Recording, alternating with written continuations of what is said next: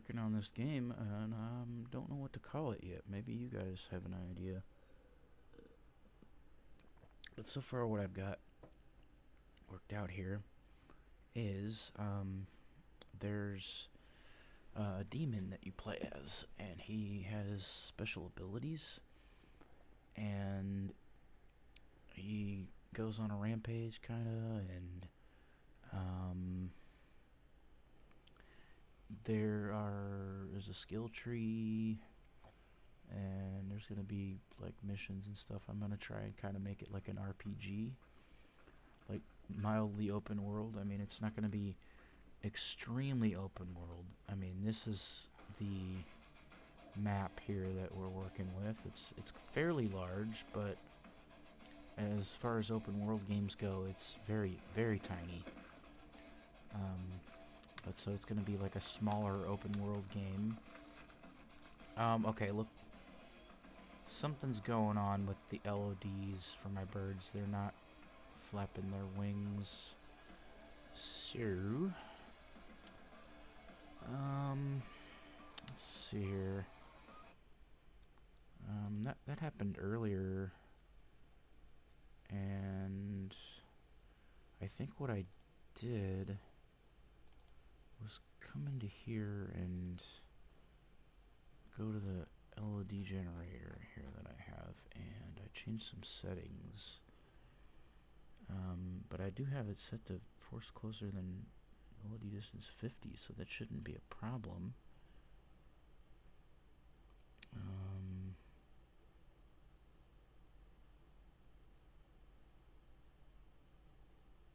I'm not getting my tooltips here either. There were tooltips on it.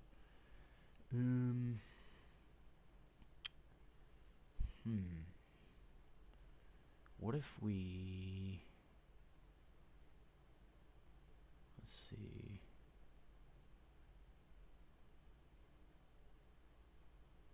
What if I remove this and add instead our LOD shader generator? That'll make sure it doesn't mess with the mesh, but it will, it'll put LODs on the materials instead of the, mesh. That way, yeah.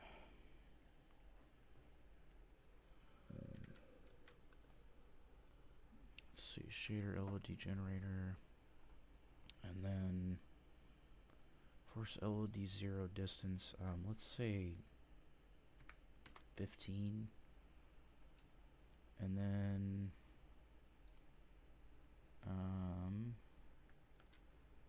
oh, that just reminded me of something that I wanted to do. I think there's a strip shaders. Shader stripping. Here we go.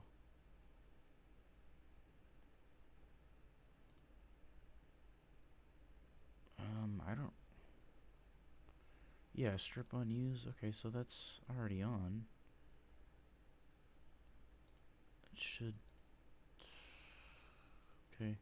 I haven't tried a build for this yet, so I don't know if it's gonna be like, generate 1,000,000 shader variants. But, yeah, I do want to figure out how to generate or compile shaders by an instruction, because if I can do that, then what I'll do is do it in the loading screen here, so that we don't ever have blue materials for shaders that are generating or compiling. But so anyway, I'll go ahead and show y'all.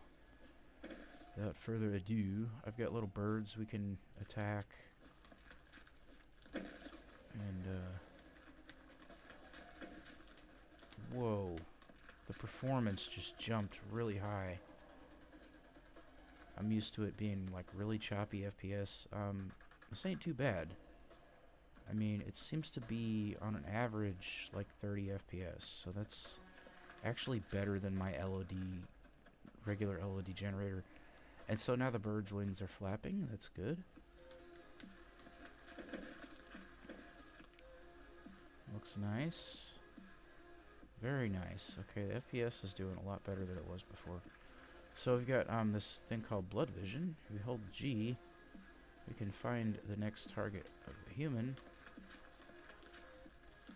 to obliterate. Now I will say at some point I'm gonna have these guys fight back, and if they can't run away, like that guy had trouble, he was stuck in wandering, I'm gonna have them in an animation where they're like, ah, no, please. A little bit evil, I know. But yeah, as you can see, we have like a full screen render pass outline for the whole entire scene. And I think it looks nice. It just adds kind of like a Borderlands kind of feel. You can really notice it on these lamps up against the sky. You can see the outline on them. And then we've got a skill tree, courtesy of McKinley Massacre's Perks module, which she so graciously offered me a free copy because I helped test it with my last game, Orc Farm. And wait, did I grab Blood Grapple? Yes, I did. Okay, so there's my Blood Grapple ability. Pretty cool, huh? We can do it from the ground, and it gives a different animation. And it's kind of funny if you look when I strafe left and right, he looks straight at the camera. It was an unintended feature, but I'm keeping it because it's hilarious. So that's freaking cool. But yeah, so far this is it. So the buildings we're using. This is the Cyberpunk City asset, which was included in the $2 bundle from Unity, and I'm using Tessera Pro for randomly generating the area, and then I'm using my own custom POIs that I hand built with the asset, with the Cyberpunk City assets, and then I'm instantiating the buildings on the tiles. So we'll go ahead and take a look at that. So oh yeah, and by the way, the quality's probably not that great on this video because I have my resolution set kind of low, so I apologize for that. So you probably won't be able to read anything I'm looking at. So we're going to go into the environment and look at one of the tiles here. For example, this is the corner tile. And as you can see, it's just a block with a little rut in it. And then we have those generated along here. So if I go into the generator, we clear. Now there's no city. But if we hit generate, it'll generate a new, every time it'll be a new seed. So it looks a little different each time. And as you can see, the buildings in the editor, there's no buildings. So what I have is these hand-built POIs. So for example, this POI will appear on top of a straight tile.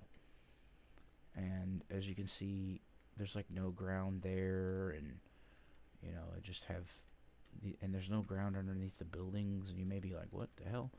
But trust me, it works. This will instantiate right on top of a tile at runtime, and I have this this global list that I pull each POI from the list.